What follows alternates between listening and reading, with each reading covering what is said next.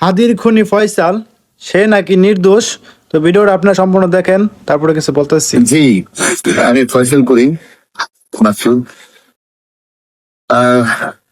বিগত 12 ডিসেম্বর ওসমান হাদির নামে যে ব্যক্তির হত্যা মামলা আসামি আমাকে করা হয়েছে, আসলে আমি এই মামলার সাথে এই ওসমান হাদির যে হত্যার সাথে আমি কোনোভাবে প্রত্যক্ষ বা পরোক্ষভাবে জড়িত না। এটা পুরোটাই একটা মিথ্যা বানোয়াট একটা নিউজ, বা সেটাই বলেন আসামি আমাকে করা হয়েছে। করার পিছনে বেশ কিছু কারণ আছে, কারণ আমি তার প্রচারণে ছিলাম। আমি তার অফিস বলেন, আন্ডাখানা বলেন, যেটাই বলেন আমি সেখানে ছিলাম। সেটা থাকার পিছনে মূল কারণটা হলো, আপনারা জানেন যে আমি অ্যাপেল সফট আইডি নামে একটা প্রতিষ্ঠানের মালিক।